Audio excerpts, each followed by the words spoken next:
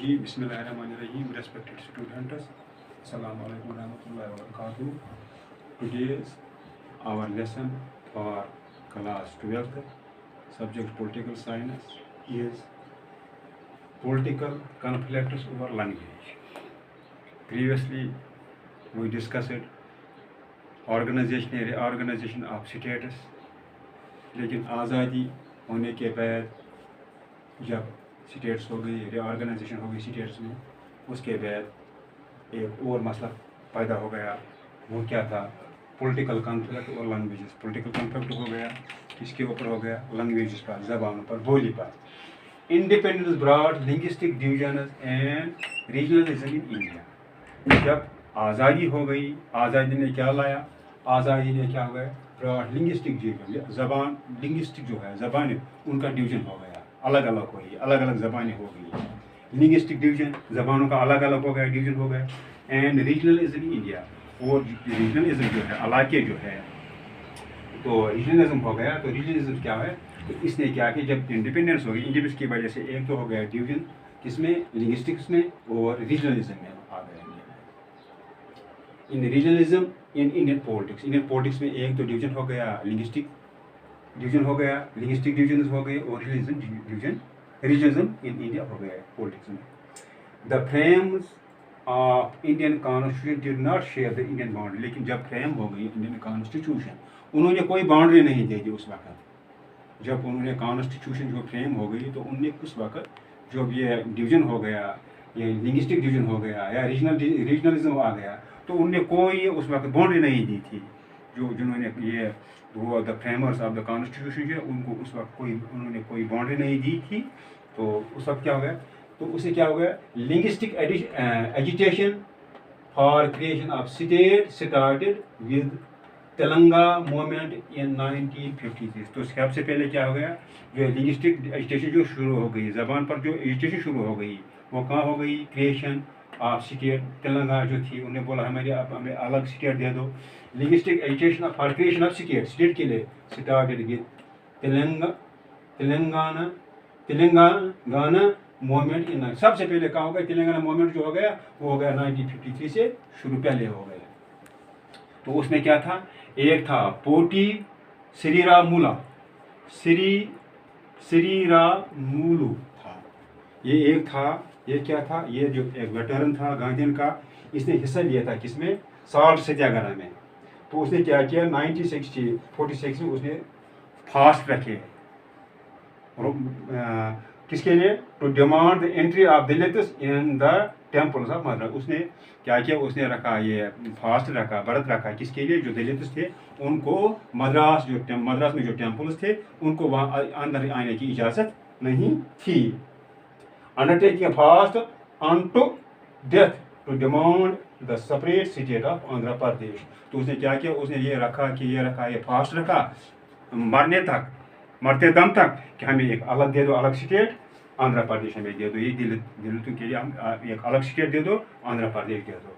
तो ये जो था to fast on to death, इसने मरने तक ये रखा, ये फास्ट रखा। डिमांडिंग, क्या डिमांड करता है? Creation of in Andhra state. वो बोलता हमें दे दो, आंध्र स्टेट दे दो, हमें अलग दे दो। आफ्टर हिज डेथ, जब उसकी डेथ हो गई, तेलुगु स्पीकिंग डिस्ट्रिक्ट्स जो थे, कौन कौन था? मद्रास था, were separated to create the state of Andhra Pradesh. मतलब ये जो मद्रास जो था, जो ये तेलुगु स्पीकिंग जो डिस्ट्रिक्ट जो थे, उन्होंने क्या किया? उन्होंने बोला कि मद्रास में क्या करो, उसको हमें Madras, we are separated to create the state of Andhra Pradesh. तो उससे क्या? तेलुगु वालों के लिए एक अलग स्टेट की गई, उसका नाम रखा गया आंध्र प्रदेश, तेलुगु स्पीकिंग पीपल के लिए। Political movements arose even in the regions of Marathi Tamil speaking regions. तो इसके क्या? और फिर पॉलिटिकल मूवमेंट हो गई, कहाँ शुरू हो गई? ये हो गई in the regions of Marathi और या तमिल थे, तमिल स्पीकिंग या मराठी स्पीकिंग रीजन जो थे, वहाँ भी स्टार्ट हो गया political movement. Bombay and Madras, Bombay में भी और मद्रास में भी, मुंबई बोलते हैं।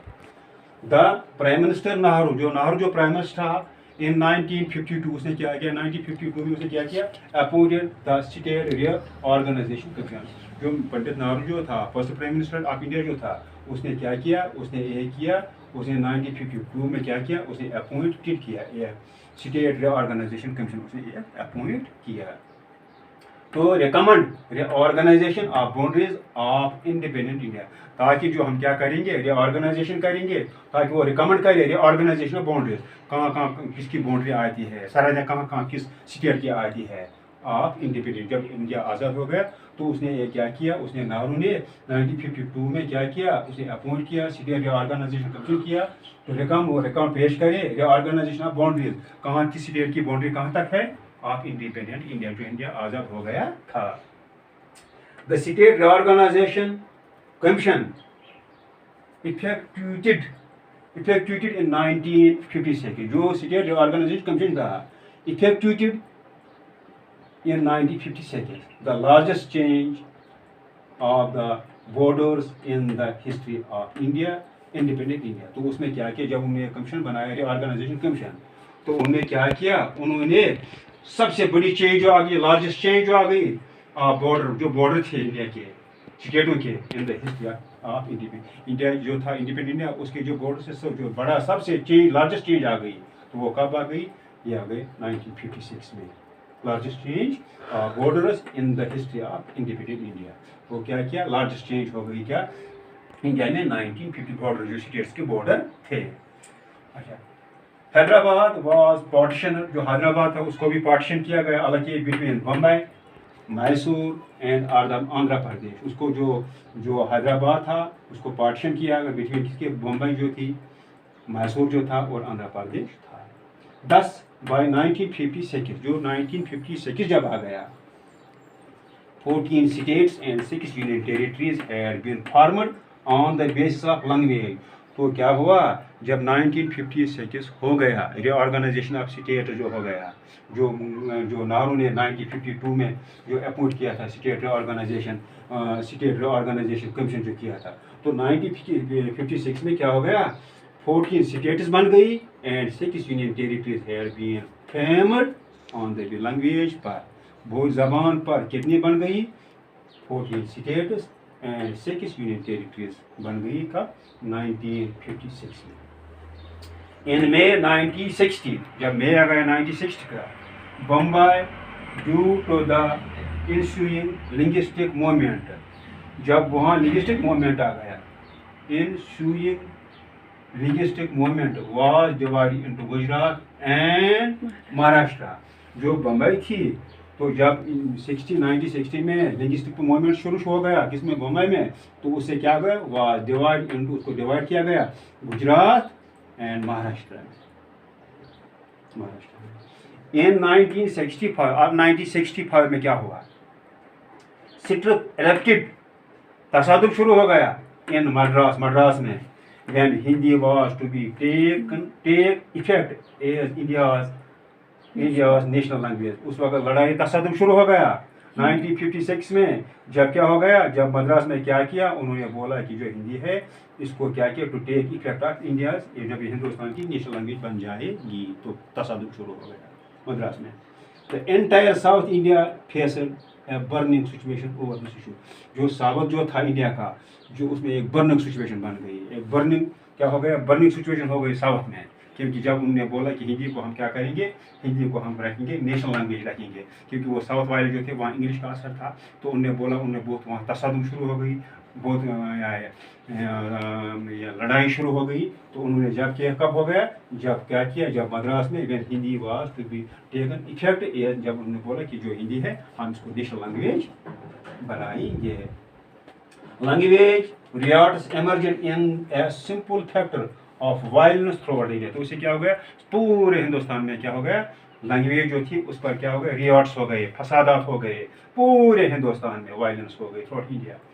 फेसिंग सेंट्रल गवर्नमेंट, तो क्या हो गया, जब ये factors of violence throughout India facing central, उसे क्या हो, सेंट्रल गवर्नमेंट उसको फेस करना पड़ा। जब उस पर ये लड़ाई शुरू हो गई सारे हिंदुस्तान में, जिस पर जब उन्हें बोला कि हिंदी को हम रखेंगे नेशनल लैंग्वेज रखेंगे, तो continue English facing Central government to continue English, Hindi and 22 other regional languages recognized by Schedule 8th of official language. तो उन्हें क्या किया, उन्हें बोला आप क्या करो कि हमें क्या करना चाहिए, आप एक तो इंग्लिश रहना चाहिए, सेंटर ने बोला, दूसरा क्या हिंदी भी रहना चाहिए, और 22 जो रीजनल लैंग्वेज हो भी जो रिकॉग्नाइज हो गई है किसमें, शेड्यूल 8 में ऑफिशियल लैंग्वेज, इनको ऑफिशियल लैंग्वेज बना, एक हिंदी भी रहना चाहिए, इंग्लिश भी रहना चाहिए, और जो 22 जो ये रीजनल लैंग्वेज है जो रिकॉग्नाइज हो गई शेड्यूल 8 में ऑफिशियल लैंग्वेज, ये भी होनी चाहिए। तो उन्होंने बोला नहीं, ये जो आपने हिंदी बोला, हिंदी नहीं, आप क्या होना चाहिए, एक तो इंग्लिश भी होना चाहिए, हिंदी भी जो होना चाहिए, और जो 22 रीजनल लैंग्वेज जो होती है जो रिकॉग्नाइज हो गई शेड्यूल 8 में ऑफिशियल लैंग्वेज हो गई है। Each state has its regional language as optional, हर एक स्टेट को अपनी जो लैंग्वेज रीजनल लैंग्वेज हो वो ऑफिशियल लैंग्वेज होनी चाहिए।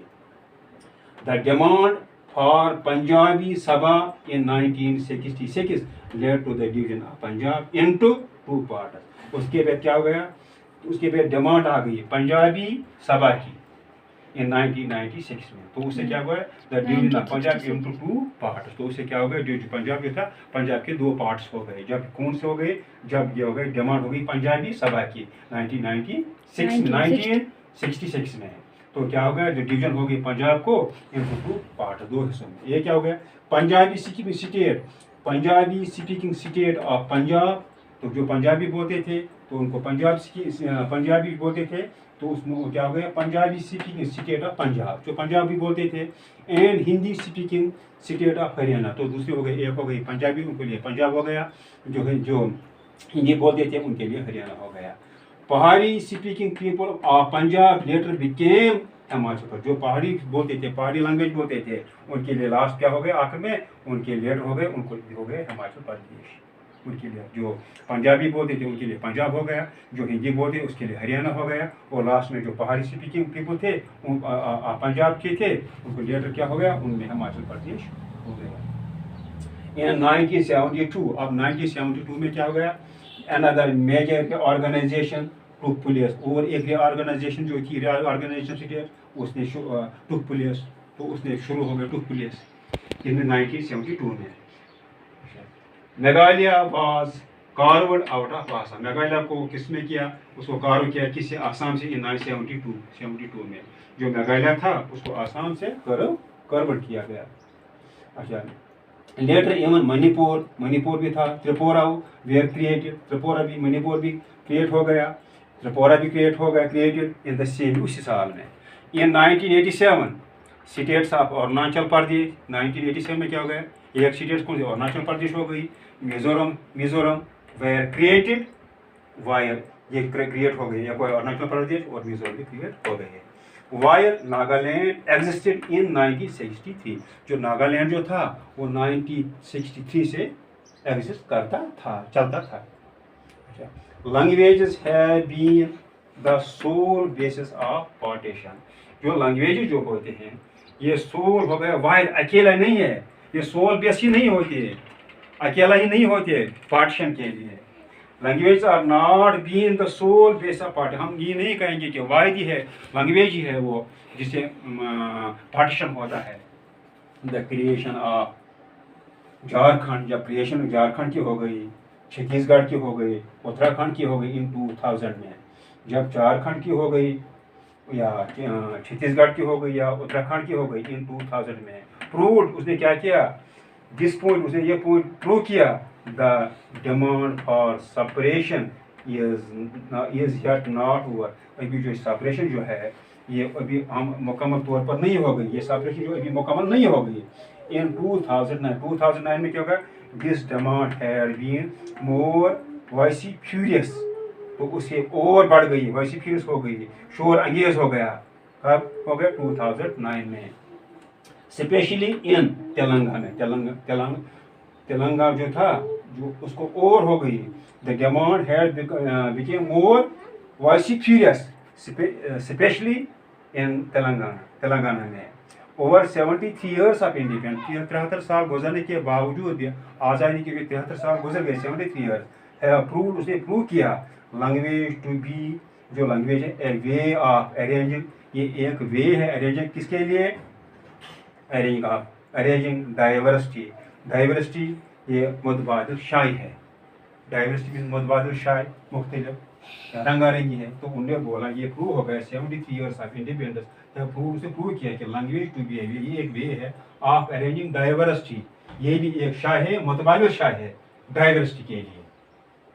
जो ये लैंग्वेज है 73 ईयर्स ऑफ इंडिया, उसने प्रूव किया कि लैंग्वेज भी एक शाय है आप अरेंज करने के लिए, किसके लिए, डाइवर्सिटी के लिए। डाइवर्सिटी के लिए ये भी एक शाय है रंगारंगी के लिए। बाकी the lesson is complete. Thank you. अस्सलाम वालेकुम।